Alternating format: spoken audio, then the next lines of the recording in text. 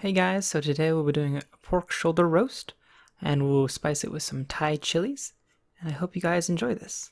Stick around. Alright, to start off we're just going to do a simple spice mix. So it's just salt, pepper, paprika, just a little bit of ground cinnamon, and just a little bit of nutmeg, and then just whisk it all together.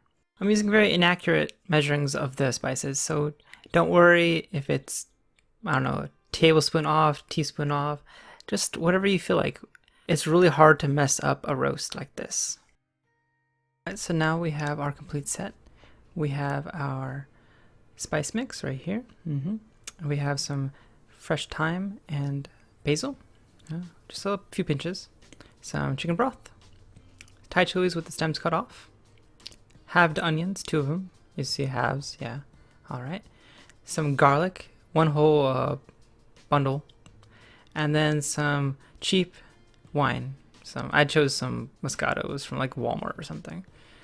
That's just deglaze. And then we have our roast. Alright, so now that we have our spice mixture, we're gonna apply it to every single side. A little bit on top, a little bit on the sides, and much less on the bottom because the fat will melt off, and that's where the fat is. You're gonna get your hands dirty, you're gonna rub it all in, put it inside too. Can't forget about the inside, gotta spice it. And you're gonna rub it all in. And eventually, it'll come out nice and pretty like that. Next, we will be warming up some oil. See, the oil is pretty hot here now. I'm going to put in the onions, the halved onions, so they can start to brown. And you can use any oil. I like to use olive oil just because that's what I like to cook with. But all the onions go in until they're brown and, well, delicious. It's going to take a while, so you got to be patient with them, but eventually they will brown, eventually. Okay, so after some cooking time, you're going to want to turn your onions over until they're nice golden brown on the other side as well, like so, and cook them for another 8 to 10 minutes. And then you're going to want to evacuate them from your pot. And then you're going to add the chilies. Yeah, there we go. Be careful, do not sniff too hard on the oils and the chilies when you're cooking them, because it is spicy and it will hurt you. They are strong stuff. And then you gotta add in some garlic as well. And it gives them a nice flavor when they're roasted, or fried up like this, I should say. And then you're gonna fry them up for a little bit. Get them all nice and white. You see that white stuff forming? And then you're gonna evacuate them from your pot, like so. And be careful about sniffing this stuff. It's really powerful. Now that those are gone, we can put in the meat. And you're going to want to cook the meat on each and every side for about 1 to 3 minutes, just to get a crust going. And you're going to cook every side, even the 2 other sides, the short sides. And then you're going to take it out. And then you're going to add your wine just a little bit. And then you're going to scrub. Get all that nice dark stuff off. Scrub. And that's going to flavor your meat. That's going to make it taste really good. And after that, you're going to put the meat in.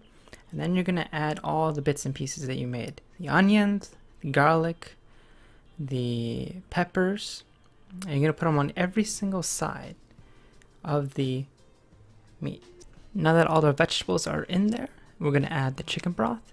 1 can, all the way up. We're going to add a little bit more of the wine. It's cheap, might as well.